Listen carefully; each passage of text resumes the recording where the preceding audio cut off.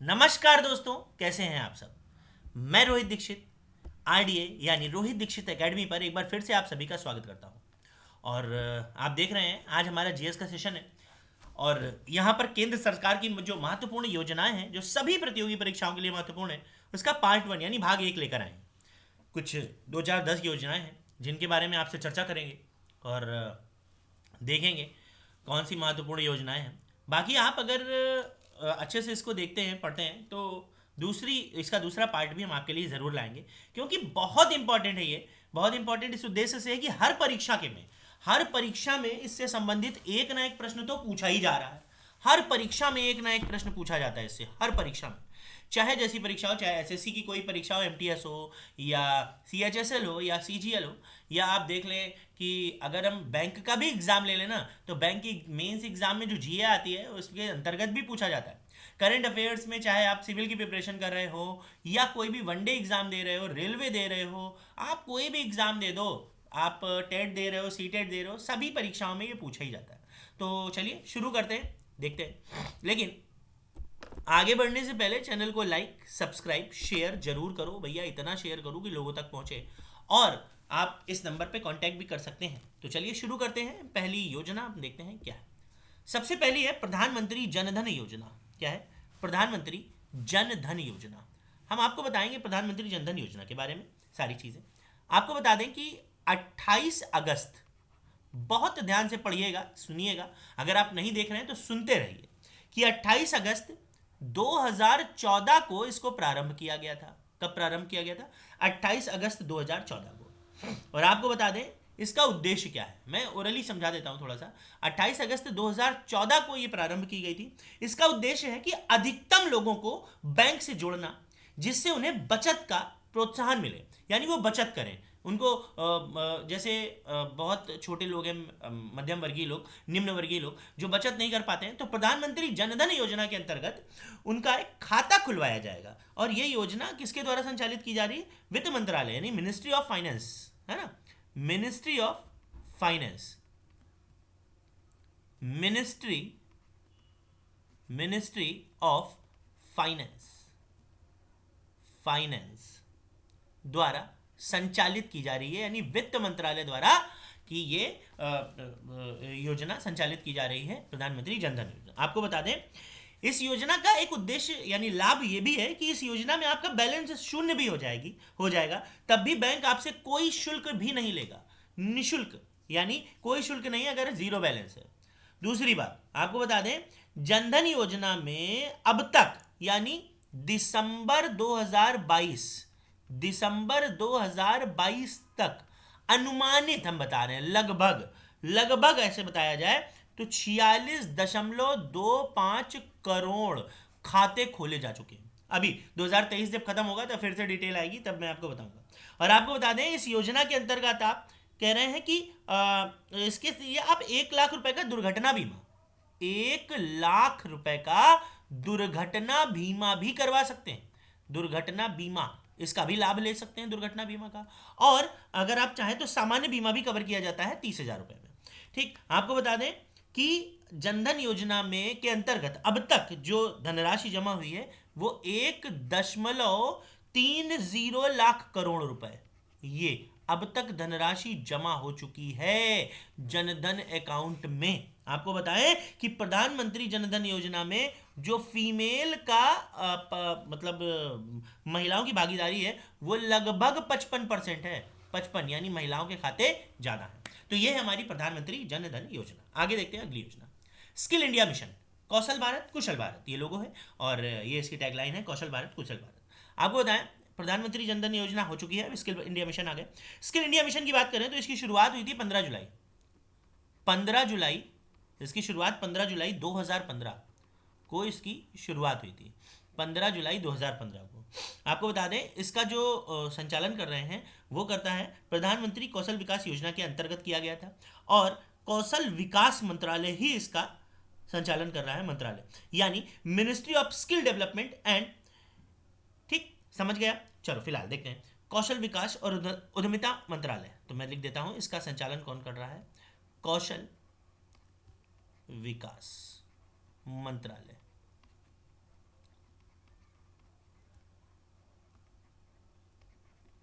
ठीक, ये इसका संचालन कर रहे हैं, यानी इस मंत्रालय के अधीन ये शुरू किया गया। इसका उद्देश्य था कि स्किल इंडिया का मिशन उद्देश्य जो है वो था कि गरीब बच्चों के कौशल को उभारना, यानी जो बच्चे गरीब हैं उनके कौशल को उभारना, और जिन्होंने किसी कारणवश, कोई कारण था जिससे अपनी पढ़ाई रोक दी है, भाई पढ़ाई रोक दी है तो वो अब सरकारी नौकरी के लिए तो एलिजिबल नहीं होंगे, हो सकता है 8th तक पढ़े हों या 5th तक पढ़े हों, ऐसे तो जिन्होंने अपनी पढ़ाई पर विराम लगा दिया, रोक दी है, तो वैसे उनके लिए। और बता दें, बेरोजगारी को दूर करने के लिए इसमें स्किल इंडिया मिशन के अंतर्गत युवाओं को रोजगार योग्य बनाने के लिए एक व्यवस्था का निर्माण किया गया। जगह जगह स्किल इंडिया सेंटर खोले गए हैं, आपको प्रशिक्षण दिया जाता है। इस प्रशिक्षण में artificial intelligence, 3D printing, robotics, VR, internet या बहुत से कोर्स हैं जिस पर ध्यान दिया जाता है, और ये सारे कोर्स निःशुल्क हैं। ठीक, चलो अगला देखते हैं। Make in India. आपको बता दें कि मेक इन इंडिया 25 सितंबर 2014 को शुरू किया गया था। मेक इन इंडिया, आपको बताएं, 2014 में लॉन्च की गई इस योजना यानी मेक इन इंडिया का जो उद्देश्य था वो था वैश्विक विनिर्माण की कायाकल्प को बदलना। यानी अगर हम बात करें तो एक पहल की गई थी न्यू इंडिया। तो इस न्यू इंडिया पहल के अंतर्गत ये मेक इन इंडिया बनाया गया था, और इसके अंतर्गत ये था कि दुनिया भर के, पूरे विश्व के संभावित निवेशकों और भागीदारों को आमंत्रित करना। यानी न्यू इंडिया के तहत, यानी मेक इन इंडिया, नए भारत का निर्माण करना। तो इसलिए ये मिशन बनाया गया था मेक इन इंडिया।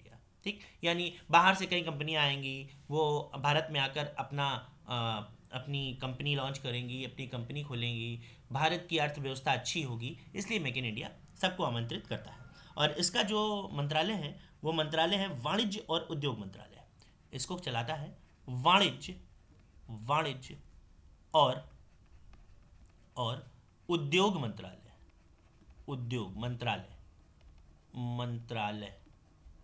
वाणिज्य और उद्योग मंत्रालय। अब बात करते हैं स्वच्छ भारत मिशन की। स्वच्छ भारत मिशन की बात करें तो ये प्रधानमंत्री की भारत सरकार की एक महत्वपूर्ण योजना है, जिसे 2 अक्टूबर 2014 को लॉन्च किया गया था। 2 अक्टूबर 2014 को। और इसका जो मंत्रालय है वो है पेयजल और स्वच्छता मंत्रालय।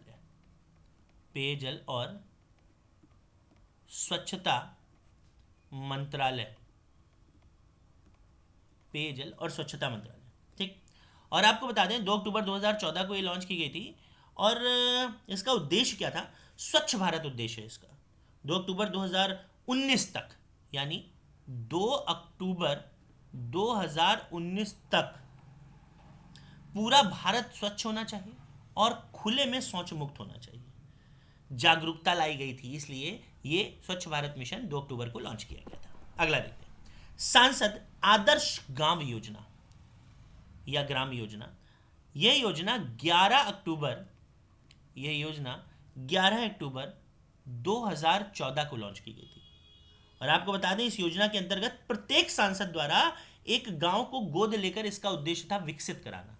हर सांसद एक गांव को गोद लेगा और उसको विकसित करेगा। ठीक, चलिए आगे देखते हैं।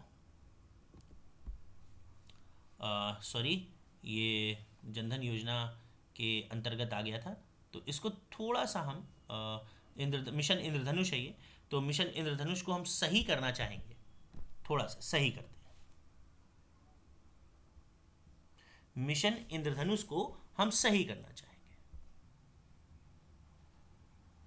मिशन इंद्रधनुष योजना, जैसा कि अभी थोड़ा सा गलत हो गया था, तो इसको थोड़ा सा सही किया गया है। देखते हैं, मिशन इंद्रधनुष योजना की अगर बात करें तो सबसे पहली अगर बात करें मिशन इंद्रधनुष योजना, सबसे पहली यह 25 दिसंबर 2014 को लॉन्च की गई थी, सबसे पहली। ठीक, और इसका क्या लिखा है, मतलब क्या है ये मिशन इंद्रधनुष योजना? इंद्रधनुष के 7 रंगों को प्रदर्शित करने वाला मिशन इंद्रधनुष का उद्देश्य क्या है? इसका उद्देश्य है कि उन बच्चों का 2020 तक टीकाकरण करना जिन्हें टीके नहीं लगे। यानी 2014 से 2020 तक उन सभी बच्चों को टीका लगाना 2020 तक जिनके टीके नहीं लगे। और इसमें डिप्थीरिया, बलगम, टिटनेस, पोलियो, तपेदिक, खसरा और हेपेटाइटिस बी को रोकने जैसे 7 टीके आंशिक रूप से लगने थे। कितने टीके? 7 टीके। कितने? 7 टीके लगने थे, 7। ठीक, कौन कौन से? फिर से सुन लीजिए, डिप्थीरिया, बलगम, टिटनेस, पोलियो, तपेदिक, खसरा और हेपेटाइटिस बी। ठीक, अच्छा, उसके बाद मिशन इंद्रधनुष 2.0 आया। 2.0 आया। ये प्रभावी हुआ था 2017 से। 2017 से प्रभावी हुआ था। इसमें क्या था? इसमें यह था कि 2 साल से कम उम्र के 90% बच्चों का टीकाकरण करवाना है। 2 साल से कम उम्र के, ठीक, 2 साल से कम उम्र के बच्चों का टीकाकरण करवाना है। 2 साल से भी कम उम्र के बच्चों का टीकाकरण। कितने परसेंट? 90% बच्चों का टीकाकरण। उसके बाद बात करें तो मिशन इंद्रधनुष 3.0 आया। ये 2020-21 से प्रभावी हुआ था। 2020-21 से ये 2.0 प्रभावी हुआ था। ठीक, मिशन इंद्रधनुष 2.0 2020-21 से, हाँ, 2020-21 से ही प्रभावी हुआ था। और आपको बता दें, मतलब इसके अंतर्गत ये भी किया गया था कि ऐसी आबादी तक आपको पहुंचना है जहां पर अभी तक टीके लॉन्च नहीं हुए हैं, यानी जहां तक अभी पहुंच नहीं है वहां तक इनका उद्देश्य था पहुंचना। और उसके बाद आया था चौथा, वो आया है मिशन इंद्रधनुष 4.0, और ये प्रभावी हुआ था 2022 से। 2022 से प्रभाव में आया था। आपको बता दें, इसके अंतर्गत सालाना 3 करोड़ से अधिक गर्भवती महिलाओं और 2.6 करोड़ बच्चों को सार्वभौमिक टीकाकरण कार्यक्रम यानी यूआईपी के माध्यम से कवर किया जाना है। कौन सा? तो कितने हैं मिशन इंद्रधनुष योजना? 4 है। ठीक है, चलो आगे देखते हैं। हृदय योजना की बात कर रहे हैं। हृदय योजना 21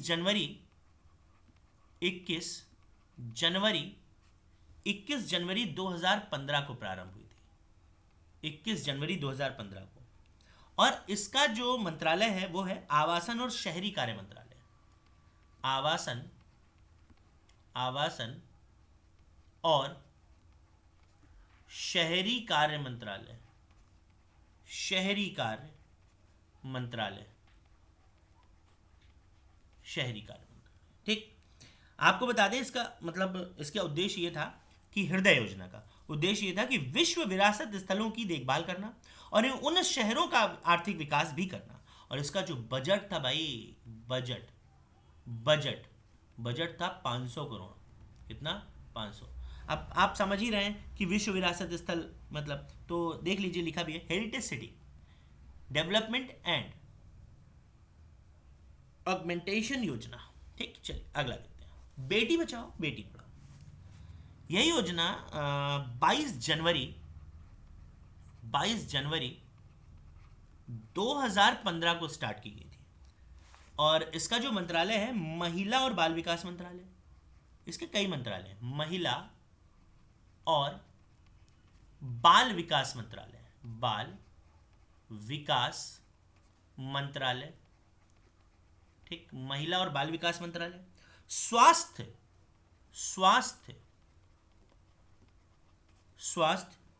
कल्याण मंत्रालय, स्वास्थ्य परिवार कल्याण मंत्रालय, स्वास्थ्य परिवार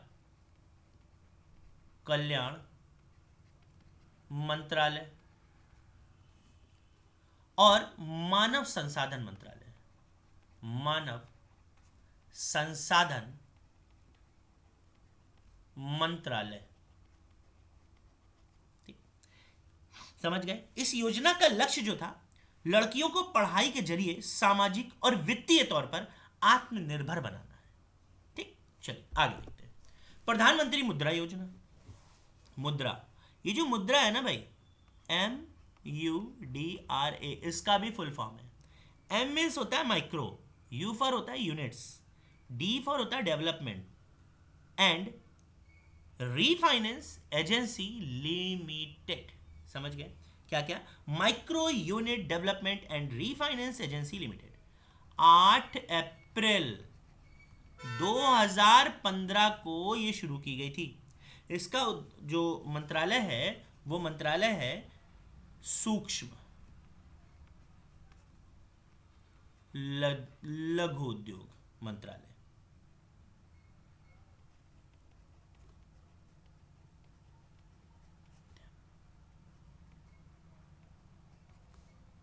मंत्रालय, समझ गए? ठीक, इसका उद्देश्य था कि छोटे कारोबारियों को 50,000 से लेकर 10 लाख रुपए तक का ऋण देना। 50,000 रुपए से लेकर 10 लाख रुपए तक का ऋण देना। ठीक, ठीक है। चैनल को लाइक सब्सक्राइब शेयर जरूर करिए भाई, जल्दी से लाइक सब्सक्राइब शेयर करो और लोगों तक पहुंचाओ। उद्देश्य आप सभी लोगों को पता है हमारा क्या है, तो जल्दी से पहुंचाइए और जितना हो सके स्टेटस लगाया करो भाई। स्टेटस लगाओ, फेसबुक पे डालो, ट्विटर, इंस्टाग्राम जो आप चलाते हो भाई शेयर कर दो ताकि लोगों तक पहुंचे। हाँ, और भाई हमारी भी गुडविल बढ़े। हाँ, इसलिए चलो मिलते हैं अगली स्लाइड पे आ गए। उजाला योजना। उजाला, ये उजाला योजना जो है ये 1 मई 2015 को प्रभावी हुई थी और इसका मंत्रालय है विद्युत मंत्रालय। विद्युत मंत्रालय, आपको बता दें इसके अंतर्गत यानी उद्देश्य था कि बिजली की खपत को कम करने के लिए एलईडी बल्बों का कम मूल्य पर वितरण, कम मूल्य पर बेचे गए थे एलईडी बल्ब। अगला देखते हैं digital India mission. Digital India, digital India mission जो है ये 1 जुलाई 2015 को प्रभावी हुआ था और इसका जो मंत्रालय है वो है इलेक्ट्रॉनिकी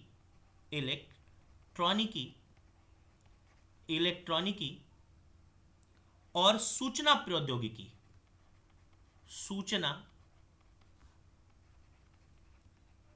प्रौद्योगिकी मंत्रालय। आपको बता दें डिजिटल इंडिया के अंतर्गत क्या था, सभी सरकारी सेवाओं को इलेक्ट्रॉनिक तरीके से जनता को उपलब्ध कराना। इलेक्ट्रॉनिक, इसीलिए डिजिटल इंडिया मिशन आया था, पावर टू एम्पावर। चलिए आगे बढ़ते हैं। उदय योजना। उदय योजना में आगे बढ़ने से पहले आपको बता दें अभी हम पार्ट 1 पढ़ रहे हैं, अगर आप इसमें अच्छे से रुचि लेंगे तो पार्ट 2 भी आएगा। ठीक है, चलिए। उदय योजना, पीएम उदय योजना, ये 2015 में स्टार्ट की गई थी पीएम उदय योजना और इसका भी विद्युत मंत्रालय ही संचालन करता है। ठीक, विद्युत मंत्रालय। ठीक, इसका क्या था कि सार्वजनिक क्षेत्र की जो बिजली वितरण कंपनियां हैं, सार्वजनिक क्षेत्र की, ठीक, पब्लिक सेक्टर, उनको घाटे से निकालना, घाटे से उबारना, इसीलिए उदय योजना चलाई गई थी। ठीक, यानी बिजली कंपनियों को घाटे से निकालने के लिए उदय योजना। ठीक, अगला गोबर्धन योजना। गोवर्धन नहीं, गोबर्धन योजना, ये 1 फरवरी 2018 को शुरू की गई और इस गोबर्धन योजना को मतलब इसमें क्या होता है कि जो पशुओं के गोबर और खेतों के जो ठोस खराब यानी अपशिष्ट पदार्थ होते हैं उनसे कंपोस्ट, बायोगैस, बायो सीएनजी में परिवर्तन करना, यानी उनको परिवर्तित करना। इसीलिए गोबर्धन योजना है ये, इसको आप परिवर्तित करेंगे कंपोस्ट खाद में, बायोगैस में, बायो सीएनजी में परिवर्तित करेंगे तो ये अच्छे मूल्य पर बिक्री होगी इसकी, इसीलिए गोबर बनाएगा आपको धनवान, ऐसा इसका स्लोगन है। चलिए आगे देखते हैं। अटल भूजल योजना। अटल भूजल योजना, अटल भूजल योजना 25 दिसंबर 2019 को प्रभावी हुई थी और आपको बता दें देश के उन सभी क्षेत्रों में जो जल से संकटग्रस्त हैं, भूजल संसाधनों के प्रबंध में सुधार करना इसका उद्देश्य था। क्या करना था? उन सभी क्षेत्रों में जो जल के संकट से ग्रस्त हैं, भूजल संसाधनों के प्रबंध में सुधार करना। अब अगला देखते हैं, आत्मनिर्भर भारत। यह 12 मई 2020 को प्रभावी था और इसका मतलब यह है कि जितने भी गरीब और श्रमिक हैं उन्हें आय के संसाधन प्राप्त कराना है, यानी उपलब्ध कराना है आत्मनिर्भर भारत के अंतर्गत। अगला देखते हैं, अग्निपथ योजना। अग्निपथ योजना ये बहुत अच्छी योजना है, एक ऐसी योजना है जो 14 जून को शुरू की गई थी, 14 जून, और पिछले साल यानी 2022 में, और बहुत बवाल भी हुआ था इस पर, कंट्रोवर्सी थी यानी इस योजना को लेकर कि देश के युवाओं को 4 वर्ष के लिए सेना में भर्ती किया गया है, सिर्फ 4 वर्ष के लिए अग्निपथ योजना के अंतर्गत। तो ये आज का हमारा पहला लेक्चर था, पार्ट 1। कौन सा था? पार्ट 1। अगर आप हमें बताएंगे कि बहुत अच्छा लेक्चर था, पार्ट 2 आना चाहिए, तो ज़रूर पार्ट 2 आएगा। तो पार्ट 2 आएगा तो चैनल को लाइक सब्सक्राइब शेयर करिए और लोगों तक पहुंचाइए। हम फिर बता रहे हैं ये पार्ट 1 है। पार्ट 2 भी आएगा, लेकिन जब आप कमेंट बॉक्स में कमेंट करेंगे सर पार्ट 2 आना चाहिए, क्योंकि इंपॉर्टेंट हमारी योजनाएं हैं, ये स्कीम्स हैं सेंट्रल गवर्नमेंट्स की, और अभी बहुत कम मैंने आपको बताई पार्ट 1 में। पार्ट 2 बहुत अच्छा आ सकता है। तो इसलिए अभी आपको हम बताएं तो जैसे दीनदयाल उपाध्याय अंत्योदय योजना है, हाँ, और पंडित दीनदयाल श्रमेव जयते योजना है। हाँ, अभी आपने बहुत सी योजनाएं नहीं पढ़ी हैं, जैसे सुकन्या समृद्धि योजना, जीवन ज्योति बीमा योजना, सड़क सुरक्षा बीमा योजना, आवास योजना, अमृत 2.0, स्वर्ण मौद्रीकरण योजना, ये सब नहीं पढ़ी। तो ये सब भी योजनाएं आपके लिए आएंगी, लेकिन आप जब कमेंट करके बताएंगे। बहुत अच्छा सेशन था। तो मिलते हैं आपसे अगली वीडियो में, तब तक के लिए थैंक यू, नमस्कार।